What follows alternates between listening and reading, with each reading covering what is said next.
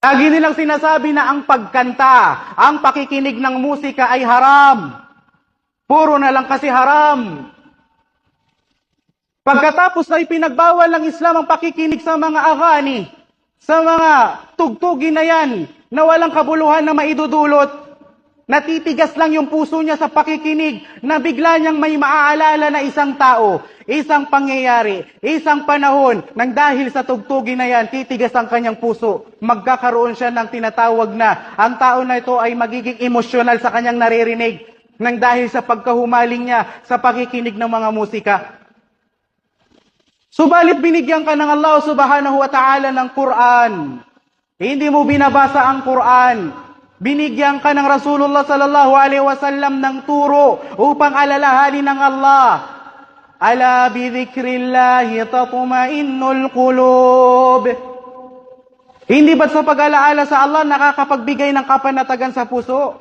Magsabi ka lang ng alhamdulillah. Allahu Akbar. La hawla wa la quwwata illa billah. Hasbunallah wa ni'mal wakil. Napakaraming mga pag-alaala sa Allah subhanahu wa ta'ala, mas pinili mo pa yung mga kanta na yan.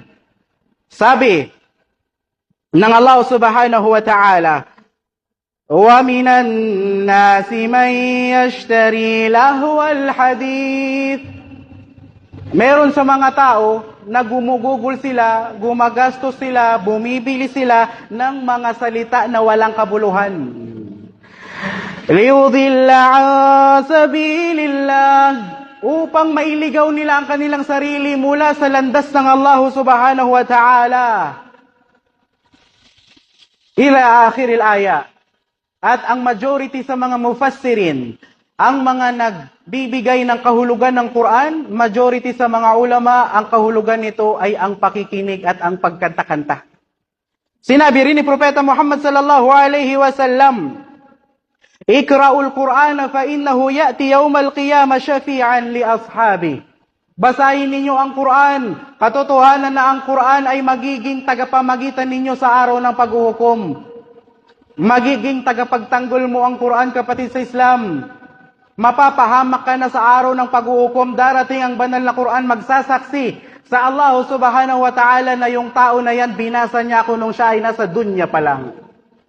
Bakit mas pinipili mo? Alam na alam ng pamilya mo, ng anak mo o ikaw mismo kung ano yung pinaka-updated, kung ano yung pinakakilala, bagong release na kanta ngayong taon na ito. Subalit ang Quran, kahit ang Suratul Fatiha, hindi mo mabasa ng tama. Subalit yung mga pinili mong kanta na yan, hindi yan magsasaksi sa araw ng paghukom. Ipinagbawal sa atin ang mga instrumento na yan dahil nakakatigas ng puso. Binigyan ka naman ng Allah subhanahu wa ta'ala ng pinakamainam na siyang banal na Quran.